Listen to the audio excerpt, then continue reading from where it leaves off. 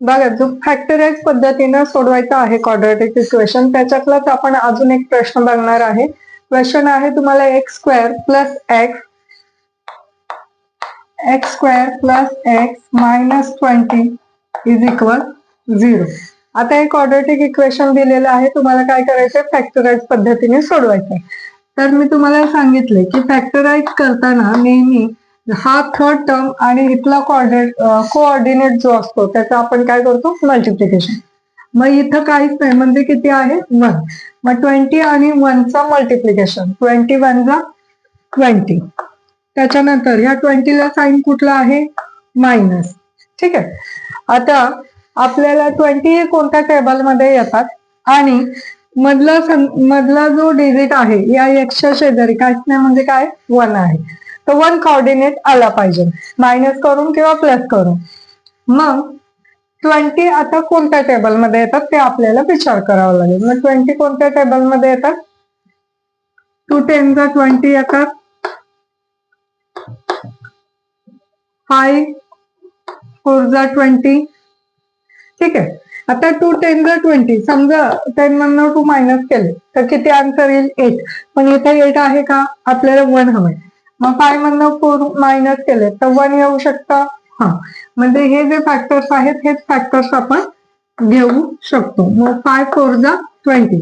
या 5 ला आपण इथलं साइन देणार प्लसचं आणि 4 ला मायनसचं, कारण मल्टिप्लिकेशन मध्ये काय सांगितलंय, मायनस प्लस मायनस. आता हे जे 5 आणि 4 घेतले ते आपण ह्या इक्वेशन मध्ये ठेवूयात. X square plus 5x minus 4x minus 20 is equal 0.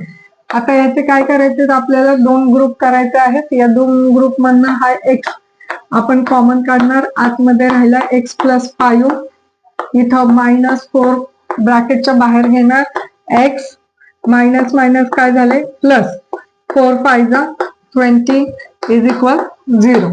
हा ब्रॅकेट नेहमी सेम येत असतो, तो एकदाच लिहायचा, x प्लस 5, दुसऱ्या ब्रॅकेट मध्ये हे x मायनस 4 इज इक्वल 0. आता एकदा x प्लस 5 इज इक्वल 0 लिहायचं आहे आणि एकदा x मायनस 4 इज इक्वल 0. आता हे प्लस 5 आहे तर तिकडे गेल्यावर काय होणार, मायनस 5.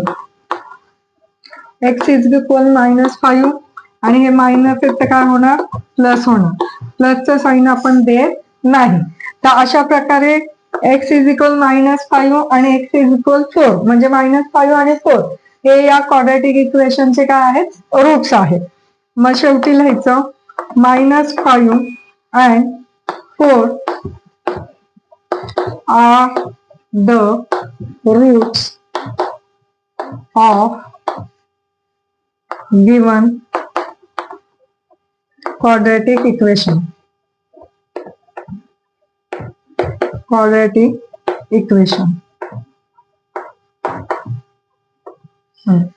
बघा, अशा प्रकारे हे इक्वेशन आपण सोडवलेलं आहे.